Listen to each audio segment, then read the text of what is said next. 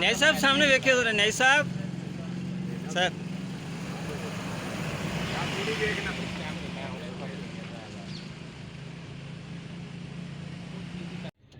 एक मिनट जी जी।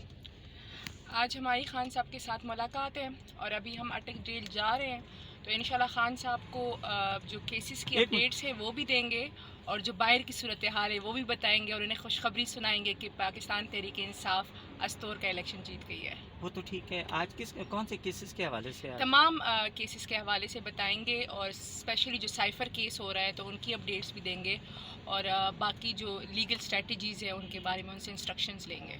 और बच्चों के हवाले से ये सामने आया कि जी बिल्कुल, वो हमने कंटेम्प्ट की वो पिटीशन की हुई थी, उस पर जज साहब ने फैसला दे दिया है कि उनकी बच्चों की बात भी कराई जाए और फिर अदालत को अपडेट दी जाए कि बात हो चुकी है या नहीं हुई अभी तक।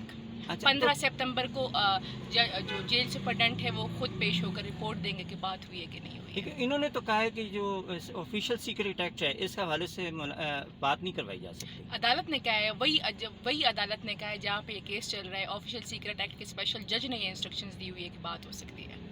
Thank you. लेकिन जी खान साहब से मुलाकात हुई है और खान साहब का मोराल पहले की तरह बड़ा बुलंद था और खान साहब के हौसले जो हैं वो पहाड़ों की तरह बुलंद थे और किसी तरह से जो ख़बरें चलाई जा रही थी कि डील के हवाले से तमाम बातों की खान साहब ने तरदीद की है। कोई ऐसी बात खान साहब ने ना की है, ना कोई खान साहब से मिलने आया है, ना कोई खान साहब ने किसी के ज़रिए मैसेज भिजवाया है।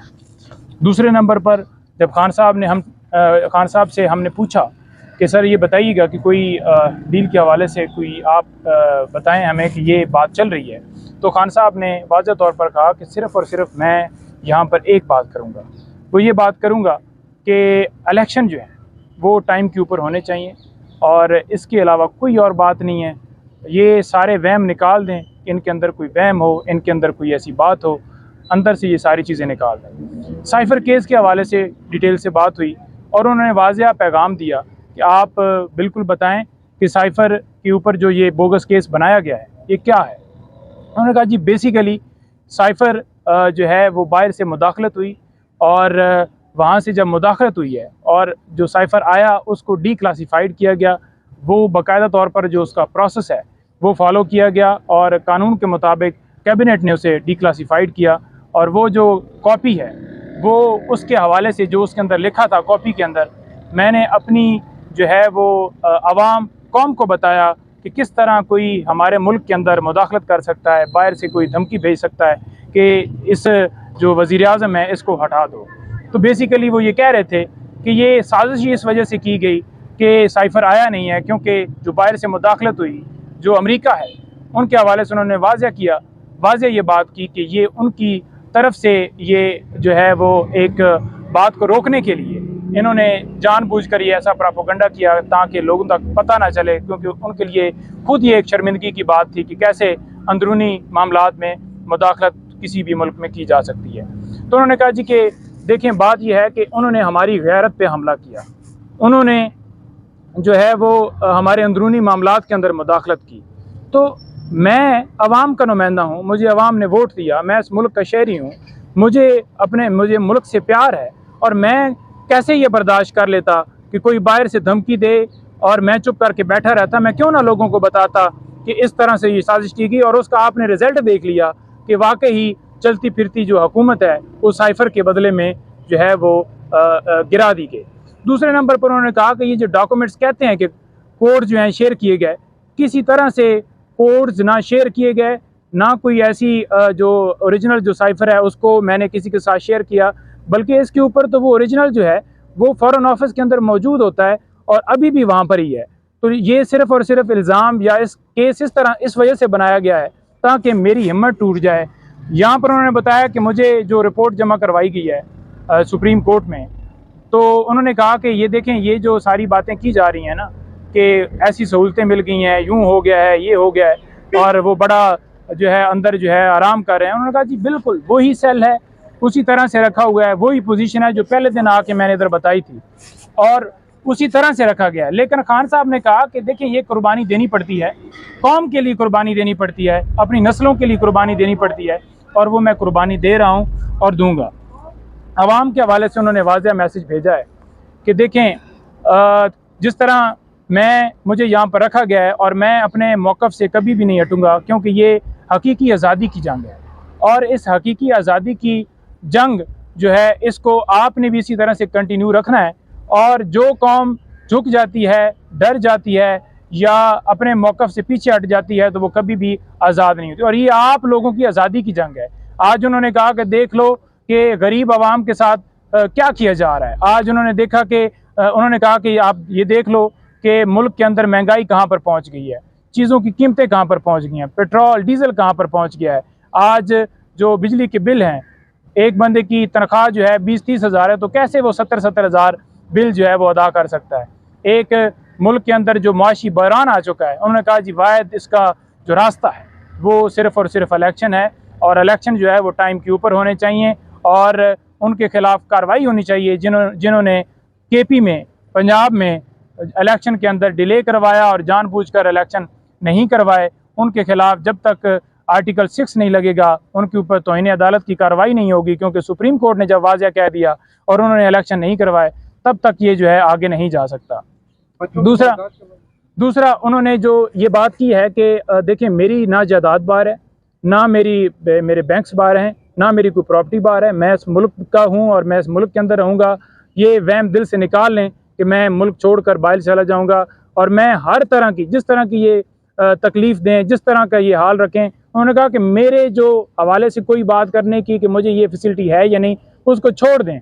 मैं जो अपना मेरा मकसद है वो मैं हल करने के लिए जो भी रास्ते में आएगी वो डेफिनेटली मैं फेस करूँगा और हर रुकावट को मैं बर्दाश्त करूँगा। यहाँ पे थोड़ा सा मैं ऐड कर दूं कि खान साहब का अंदर वही स्टैंड है। हवाले से 15 तारीख का कहा गया है बात करवाने के हवाले से, उस सुप्रीम जेल ने इनकार कर दिया है, उस हवाले से ऑफिशियल सीक्रेट एक्ट को मरकज़ बनाया गया। इसकी वजह देखें, बात यह है कि बच्चों के हवाले से मुलाकात के ऊपर पाबंदी नहीं होनी चाहिए। आज हमने दरख्वास्त वहाँ पर दी है, जो साइफ़र कोर्ट की स्पेशल जो अदालत बनी है साइफ़र के मुकदमे के लिए, उसमें दी है हमने दरख्वास्त, और तौहीन अदालत की कार्रवाई जो है वो बाकायदा तौर पर जो है वो उन्होंने नोटिस भेजा है इनको, और इनसे रिपोर्ट मांगी है कि आप ये जवाब दें, ताकि जो है इसके ऊपर ये जवाब देंगे और इनके ख़िलाफ़ बाकायदा तौर पर कार्रवाई होगी। क्योंकि जब कोर्ट के ऑर्डर थे कि मुलाकात बात करवाई जाए, तो उन्होंने क्यों नहीं बात करवाई। और दूसरे नंबर पर साइफ़र कोर्ट जो है वो डेफिनेटली जज साहब 13 तारीख को यहाँ आ रहे हैं, और वो वहाँ पर एक टेक्निकली बुनियादों के ऊपर डेट जो है एक्सटेंड कर दी गई, जिसका कोई जवाब नहीं था।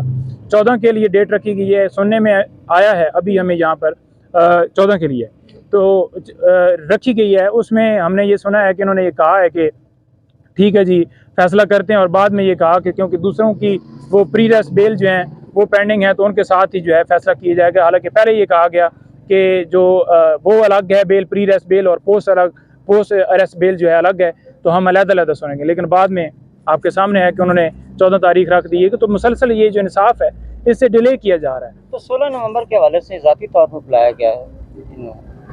देखें, 16 नवंबर के ऊपर ज़ाती तौर पर बुलाने के हवाले से किस तरह से आप बात करें? कोर्ट के 16 नवंबर को।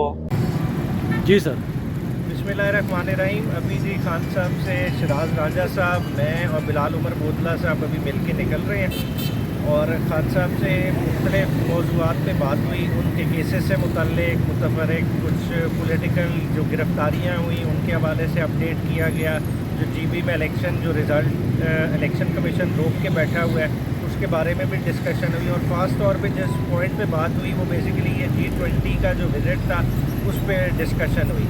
खान साहब ने बेसिकली रिटरेट दोबारा किया कि हम अपने मुल्क में माहौल नहीं क्रिएट कर रहे, ऐसी फ़ज़ा नहीं क्रिएट कर रहे जो इन्वेस्टमेंट को अट्रैक्ट करे।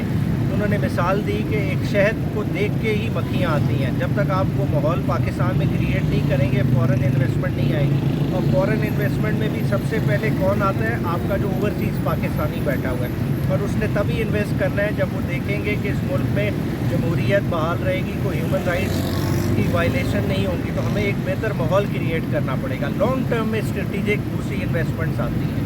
तो इन सारी चीज़ों का डिस्कशन हुआ। साथ मोहम्मद बिन सुलेमान का विज़िट इंडिया का वो भी डिस्कस हुआ कि देखिए हमारी कितनी बदनसीबी है कि हमें छोड़ के दूसरे ममालिक में इकट्ठ हो रहा है जो, और ऐसे ममालिक इकट्ठे हो रहे हैं, जो हम अपने अलाय समझते हैं मगर एक दुश्मन देश में इकट्ठे हो रहे हैं। तो ये देखना है, हमने देखना है कि हम एक सी पैक को एक तरफ बढ़ाना चाह रहे हैं, दूसरी तरफ देखें कि उन्होंने पुराना स्पाइस फूड बहाल कर रहे हैं, तो हमारी इकॉनमी को कितना धचका लगा हुआ है इस वक्त। तो इस चीज़ को उठाने के लिए हमें पॉलिटिकल लीडरशिप चाहिए, 90 दिन के लिए इलेक्शन चाहिए, और इसी के लिए उनका अपनी तंजीमों को भी दोबारा से जोर है कि मेरी तंजीमें सारी दोबारा से असर्ट करें, इस चीज़ पे एजिटेट करें अपने सोशल मीडिया के पैगामात के ज़रिए कि हमें बिल फॉर इलेक्शन चाहिए। शुक्रिया। बच्चों की मुलाकात के हवाले से भी हाँ जी, बच्चों की मुलाकात के हवाले से क्योंकि राजा साहब ने दरख्वास्त दी थी, वो अलाउ तो हो गई थी, क्योंकि अब उसमें इम्प्लीमेंट नहीं हो रहा, तो राजा साहब ने उसमें कंटेम्प्ट एप्लीकेशन दायर कर दी है। अब देखें कंटेम्प्ट में जिसमें जेल सुपरिटेंडेंट का और होम सेक्रेटरी का जवाब आ जाता है, तो उसके अकॉर्डिंगली वो आगे प्रोसीड होगी। आज के कौन से केसेस पे ज़्यादा फोकस बेसिकली तो साइफर की बेल है जो 14 में चली गई है, बाकी केसेस खान साहब के ज़्यादा क्लियर होगा क्योंकि JIT की रिपोर्ट आने वाली है, तो उसको भी क्लोजली हम वॉच कर रहे हैं। जाहिर बात है JIT की रिपोर्ट आती है तो जिस तरह का पॉलिटिकल विक्टिमाइजेशन का दौर चल रहा है, तो हम देखते हैं कि शायद एक वो 9 मई के हवाले से भी एक और एवेन्यू दोबारा से शुरू कर दिया जाएगा ताकि खान साहब का किसी तरह से इस डिटेंशन का पीरियड बढ़ाया जा सके। कल से एक बात गर्दिश कर रही है कि अडयाला जेल से मुंतकिल किया जा रहा है। अडयाला तो उसी सूरत में करेंगे अगर उधर कोई गिरफ्तारी किसी चीज़ में डालेंगे ना, तो तभी। तो परवेज़ इलाही साहब के हवाले से क्या? परवेज़ इलाही साहब तो 2 दिन रहे हैं, वो खान साहब ने उनका कोई जिक्र नहीं किया, मगर चलते फिरते बाहर जाहिर बात है कुछ उम्मीद रही है कि उनका इधर टाइम परवेज़ इलाही साहब का कोई इतना अच्छा नहीं गुजरा, उन्हें हेल्थ के लिहाज से काफ़ी प्रॉब्लम्स रही। कोई जरूरी चीज़ समझे तो वो बता दें। बस